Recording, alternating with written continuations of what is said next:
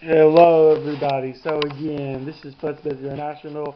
This is part two of vlog four of the vlogs I'm doing on the movie show on CNN. Of course, because you don't already know, of course, I'm doing vlogs about the show. Of course, they talk about different movies throughout the decade. Feel free to watch the other ones. If you haven't seen part one yet, definitely feel free to watch it though.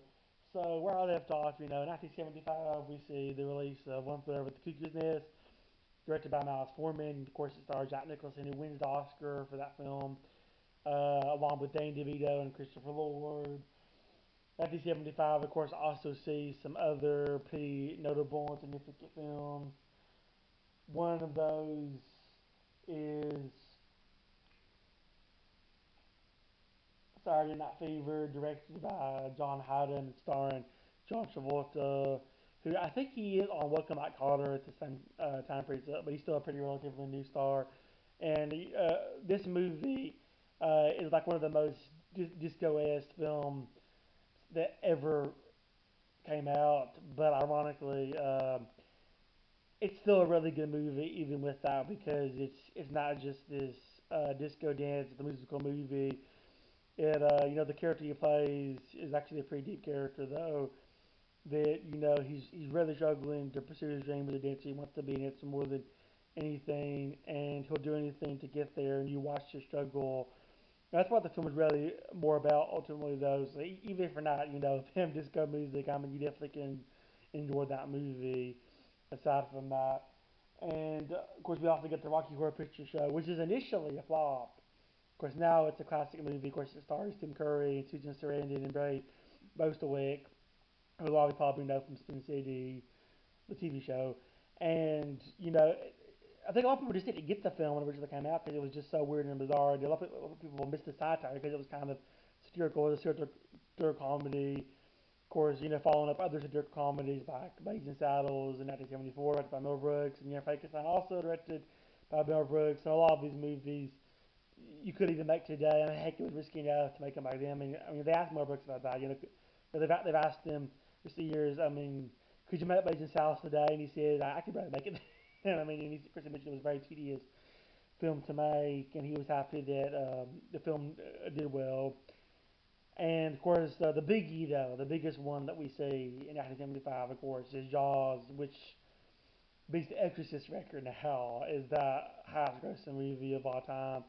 And it's really considered to be the first ever what we call a big blockbuster. It starts with the tradition of blockbusters in Hollywood and summer blockbusters, more specifically because it comes out in the summer, and it's very well advertised. There's a lot of hype for it coming in, and Spielberg was just a nervous wreck making the movie, and he did a great job, of course, but it was kind of a risky movie to make, as a lot of these were, and he wasn't sure how well it was going to do. I mean, he honestly thought it was going to flop probably, and to his surprise, yeah, it was a huge movie, and I mean, he got even more nervous when he asked John Williams to compose the score for it, and he just like it was literally just like three notes. The three notes like done very well that really captured and intensified, the epicness and just edge of foresee. I mean, when the shark is about to come out.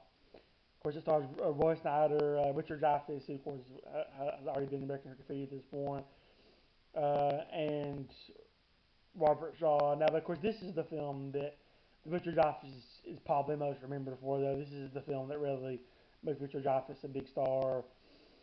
Um, and with that said, I think, I mean, there's no more things I can say about Jaws, but with that said, I think I'm going to go ahead and move on into 1976 sees Rocky, directed by John G. Avildsen and co-written and starring Sylvester Stallone, who was a real life boxer, so it's loosely based on his real life. But it's you don't have to be a fan of boxing to watch this movie because it's about more than that. Just like with Saturday Night Fever, it's about his struggle, and he wants to be a great boxer, and he'll do anything to get there. And in a lot of ways, it becomes like a metaphor for all the stuff that we're going through. We're getting through Vietnam, '70s, and all that stuff's going on in the United States. So it's like I'm gonna make it through. We're getting through it, and we're gonna get through it. And it's just this feel good movie. and it wins the Oscar for Best Picture that year. Being Taxi Driver, which is about a similar premise, but much darker though. And Rocky, becomes one of the most beloved franchises of all time. I mean, they're still making movies of it to this day, and people still watch it all the time. It's still on TV all the time, and it wasn't that big budget either though.